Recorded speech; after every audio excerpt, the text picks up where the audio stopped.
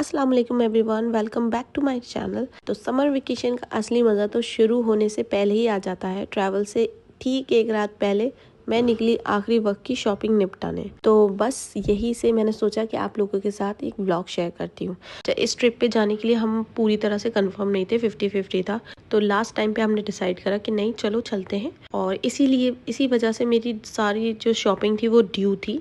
बस घर आके देखा तो एक सरप्राइज़ मेरे लिए और तैयार था। बच्चों की चाची ने बच्चों के लिए मंगाया था केक, क्योंकि बहुत दिन से ज़िद कर रहे थे। तो उन्होंने कहा कि नहीं, आप जाने से पहले बच्चों को खुश कर देती हूँ, फिर बहुत दिनों बाद उनसे मुलाकात होगी। मैंने कहा आप लोग एंजॉय करो, मैं शुरू हो गई थी अपनी पैकिंग के लिए। मैं आपको दिखाती हूँ 2 घंटे लग के मैंने कितनी पैकिंग करी। ये देखें, 50% भी मेरी पैकिंग नहीं हुई थी। और अब मेरे पास एक नया काम था, क्योंकि मेरी देवरानी ने मुझे ऑर्डर दे दिया था कि आप मीठी पूरी लेके जाएंगी, क्योंकि हमारे साथ बच्चे भी ट्रैवल कर रहे थे। तो ये चीज़ें थोड़ी बच्चे खाना पसंद करते हैं।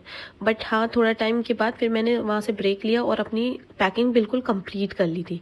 एक बैग मेरा पहले से तैयार था, बस मुझे ये बैग पैक करना था। उसके बाद मुझे याद आया कि हाँ, मुझे एक बच्चों के लिए एक मील प्रिपेयर करना है। ट्रेन में खाना हेल्दी तो मिलता नहीं है, लेकिन बच्चों के साथ कोई कॉम्प्रोमाइज़ कर नहीं सकते, इसलिए मैंने झटपट से तैयार करा है ये ओट्स का पाउडर।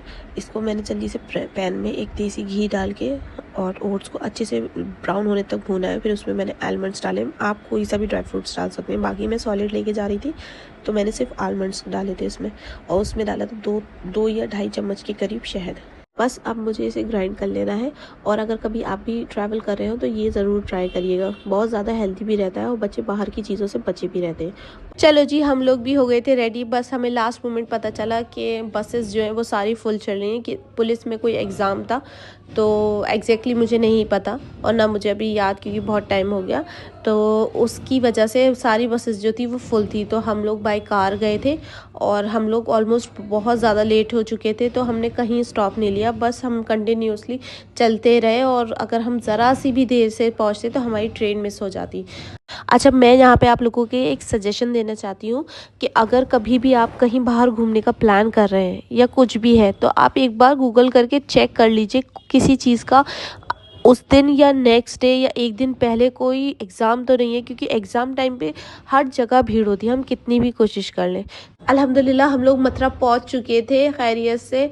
ट्रेन के आने में कुछ ही देर बाकी थी और हम लोग ऑलमोस्ट वहाँ स्टेशन पहुँचने ही वाले थे। तो हमने जल्दी से सामान उतारा अपना और जल्दी से इस प्लेटफॉर्म पे जाके खड़े हुए, और ये लीजिए हमारी ट्रेन आ गई। और मुझसे ज़्यादा बच्चे मेरे बहुत ज़्यादा एक्साइटेड थे। फिर हमने सबको अल्लाह हाफिज़ करा और बच्चे बहुत ज़्यादा अपने चाचू से बिछड़ के रोए। और वेट करिए पार्ट 2 का, मैंने पूरा दिन बच्चों के साथ ट्रेन में कैसे गुजारा।